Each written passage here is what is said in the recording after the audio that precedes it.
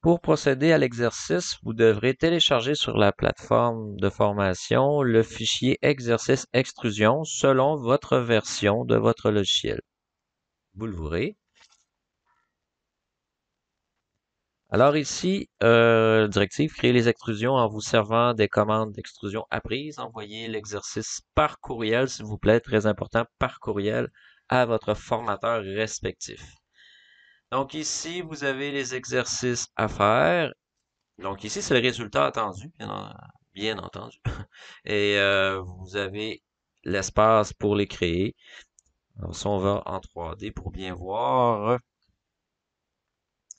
Donc ici, on a quelque chose d'étrange, un mur avec un trou. Ici, on a un genre de pion d'échec. On a une corne, on a une transformation, on a un suivez-moi sur 3 dimensions, un à plat, et on a une extrusion, je vous dirais, de type standard, là, avec des fusions d'éléments. Donc, première des choses, sauvegarder notre projet. Alors, je vous dirais, pour faire l'exercice, en gros, c'est pas nécessairement d'avoir les mêmes dimensions au millimètre près, là, mais c'est surtout pour être capable d'exécuter les tâches. Donc ici, premièrement, on va définir notre plan de travail. Donc moi, je veux l'avoir par rapport au niveau 1. On va afficher le tout. Aussitôt que je vais dessiner, je vais pouvoir dessiner directement là-dessus. On va faire des extrusions à l'aide des composants, in situ. Et moi, je vais mettre modèle générique, ça importe peu. Et là, ici, les extrusions. Fait que j'y vais avec les dimensions. Donc, je crois que c'est 2000 aux extrémités. Je vais commencer par le tracé. Je vais enlever mon plan de référence parce que mon plan de construction, ça devient embêtant. Donc, je pourrais y aller avec ces codes-ci, 2643, 2000.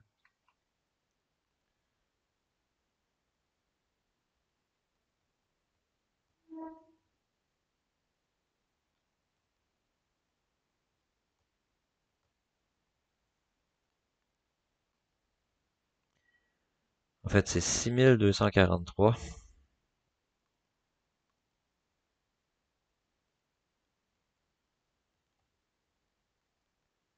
J'ai inversé les chiffres.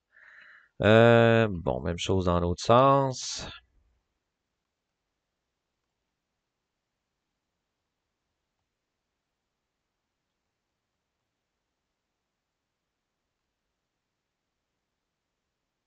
On échappe. On complète l'extrusion. Voilà, voilà. Donc ici, mon plan de travail réapparaît toujours, un peu tannant, mais bon. Ici, ensuite, donc je vais finir la création et je vais me mettre en 3D. On va aller valider l'épaisseur. Ici, je pourrais la dimensionner. C'est beaucoup plus simple.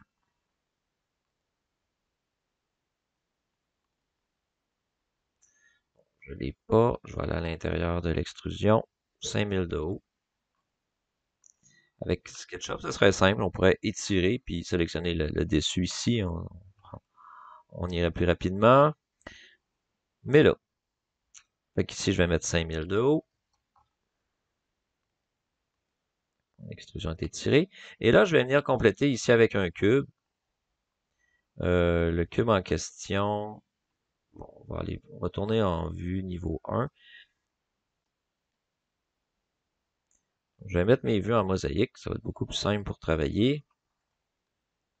Voilà. Fait que je vais me refaire une extrusion de 2000 par 2000, donc c'est un cube que j'ajoute par-dessus. Fait que je reviens ici dans le in situ, je rajoute une extrusion, on va y aller avec un carré.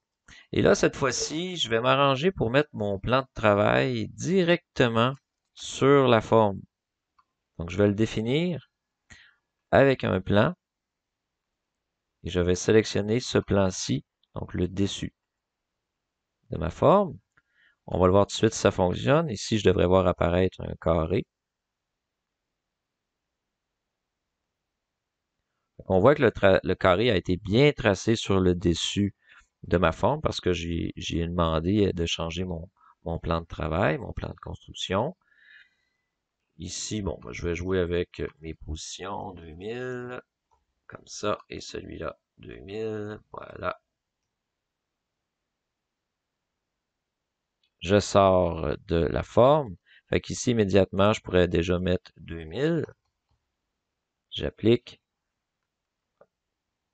Fait que là, on voit dans mon in situ, j'ai mes deux formes une par-dessus l'autre. Le but était de travailler un peu là avec les plans de construction. Et là, ici, ce que je vais faire, c'est d'aller dans Modifier et faire Attacher. Donc, je vais attacher à la géométrie ça avec ça ici. Ce qui fait en sorte que je vais avoir une fusion au niveau de mon extrusion. Donc, on peut faire ça avec plein d'extrusions, fusionner les éléments ensemble. Je finis le tout. Et voilà. On a créé quelque chose qui ressemble. Deuxième étape ici, deuxième partie de l'exercice, c'est de créer extrusion parchemin. Donc voilà, extrusion parchemin. On va se faire un chemin aléatoire, puis ensuite on va lui appliquer un cercle. Ok, ça va donner notre extrusion parchemin. Fait que je reviens ici sur la vue en plan. On va y aller avec encore une fois nouvelle composante. Composante in situ, modèle générique. Pas de nom. Extrusion parchemin. Et là, on va esquisser la trajectoire.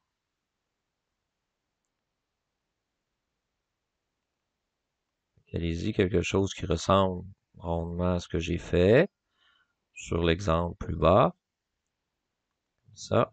Et là, ici, je pourrais y aller avec,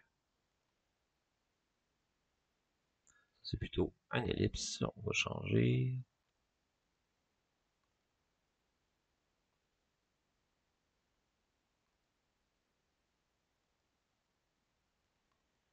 Peut-être si je le tasse, comme ça, ici, avec les flèches du clavier numérique. Voilà. Fait qu'une forme, l'esquisse de la trajectoire. Et ici, en 3D, je peux continuer à travailler.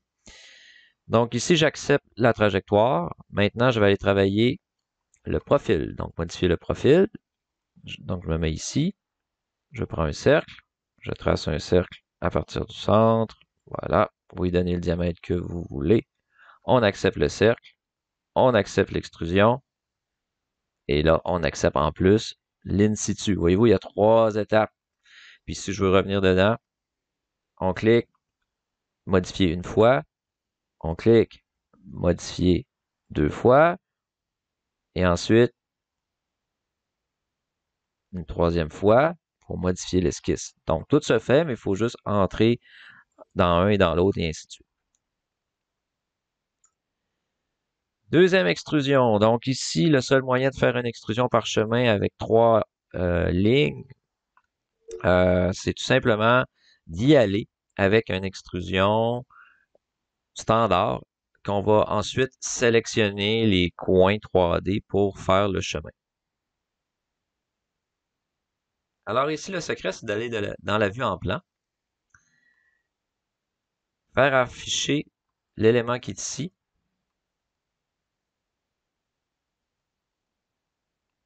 Dans la vue 3D, ce serait la même chose. On va la faire afficher. C'est pour vous montrer qu'on peut faire ce genre de choses. Donc, j'affiche. Fait que préalablement, je vais avoir besoin d'une extrusion qui va me permettre de créer cette forme ici. Fait qu'à ce moment-là, on va pratiquer en même temps les extrusions. On se refait un composant in situ. Modèle générique. Encore une fois.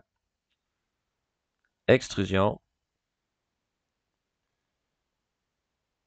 Fait que faites-vous un rectangle. Comme ça ici. Là, avant toute chose, je vais m'assurer de bien définir, parce que c'est des choses qu'on pense pas, définir le plan de travail. Donc, on voit qu'il est au niveau 1, super. J'avais peur de pas être au bon endroit. Donc, on se refait un rectangle, parce qu'on aurait pu tracer, mais on aurait peut-être flotté dans les airs. Puis ici, on le voit, là, avec la vue 3D.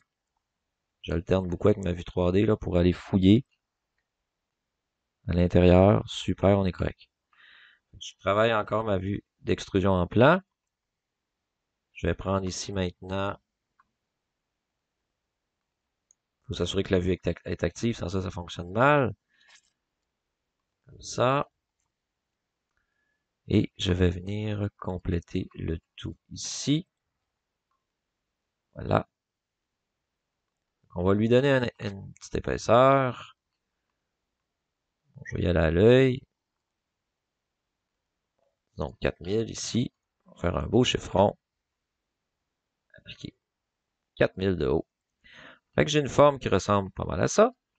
Je suis maintenant prêt à travailler mon extrusion parchemin, mais en 3D. 3D parce qu'on peut y aller dans 3 directions. En X, en Y et en Z. Vous pouvez considérer, par exemple, le contour d'un bâtiment, d'une fenêtre, d'un conduit de ventilation, peu importe, ça fonctionne. Créer extrusion, donc je reste toujours dans mon in situ. Cette fois-ci, je fais une extrusion parchemin toujours. Pour la trajectoire, je vais peut-être aller trop vite, on va sélectionner la trajectoire cette fois-ci. Fait qu'on choisit des barres 3D. Je vais sélectionner ce barre-ci. Donc, on va essayer de faire identique. Ce barre-ci, ce barre-ci, ce barre-ci, et lui ici. On voit qu'on a quand même du 3D. On accepte. Maintenant, modifier le profil. Je vais me faire un cercle, ici en 3D, au centre du plan de travail. Rayon de votre choix. On accepte le cercle. On accepte le chemin et l'extrusion par chemin. Voilà. Et avant de compléter le tout, ben, ici, je peux le faire pour les deux ou juste pour un. Sélectionner, bouton droit. Masquer, donc j'ai pas accès. Alors ici, l'extrusion est complétée. On finit l'extrusion et on va se créer un nouveau composant parce qu'on ne peut pas faire dans le même composant parce que quand je vais vouloir masquer celui-ci, l'autre aussi va se masquer.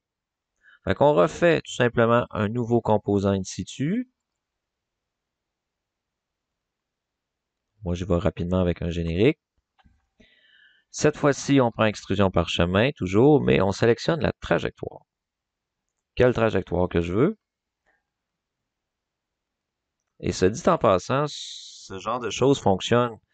Imaginez avec des murs d'un bâtiment, un contour de fenêtre, conduit de ventilation, éléments d'acier, peu importe, ça fonctionne très bien. Fait ici, j'ai sélectionné les barres ici en 3D. J'accepte les barres. Maintenant, je vais modifier le profil. Je vais y aller avec un cercle. Allez-y avec un cercle de votre choix.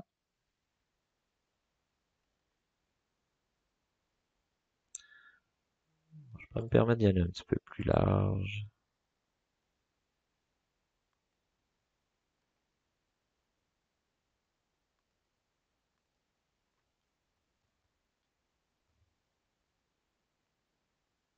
On accepte le cercle. On accepte ensuite l'extrusion et on accepte l'in situ.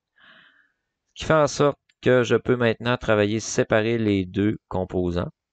L'avantage que ça a, c'est que lui, je peux le masquer. Donc, masquer l'élément. Même chose ici, masquer l'élément. Et voilà, nous avons créé une extrusion parchemin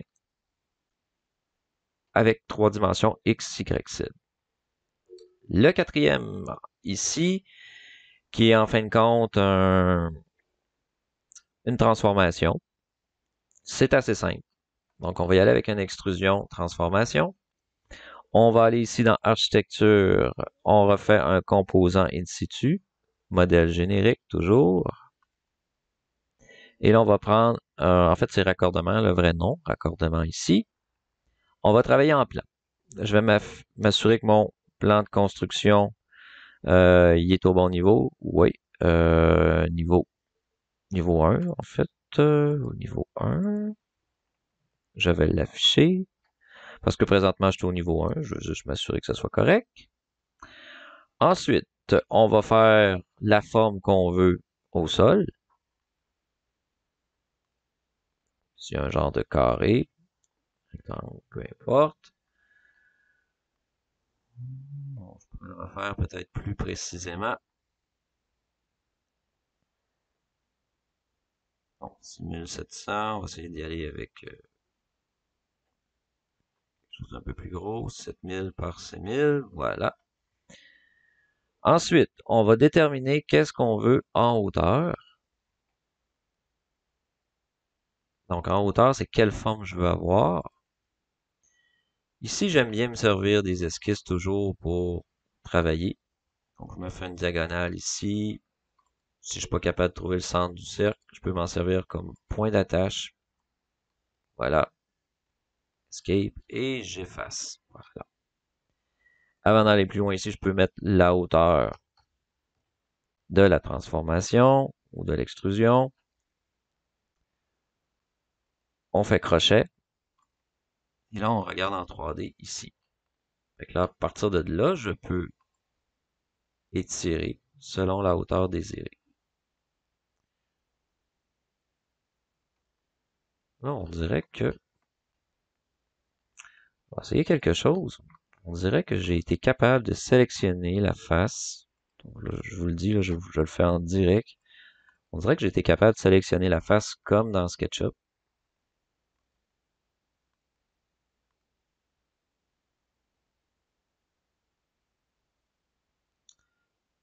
J'ai cru pouvoir le faire tout à l'heure. Peut-être que j'ai seulement rêvé ça. Un point de référence. Non, ça n'a pas semblé fonctionner. Pour cette petite chose-là, vous pouvez l'oublier, là, mais l'important, c'est que vous ayez compris que pour faire ici le raccordement, ça prend une forme à la base, une forme en hauteur, et notre extrusion par la suite, si on veut la modifier, on peut venir lui donner la hauteur précisément qu'on veut obtenir ici. Fait que voilà pour la première partie des exercices d'extrusion. Suite dans la prochaine vidéo.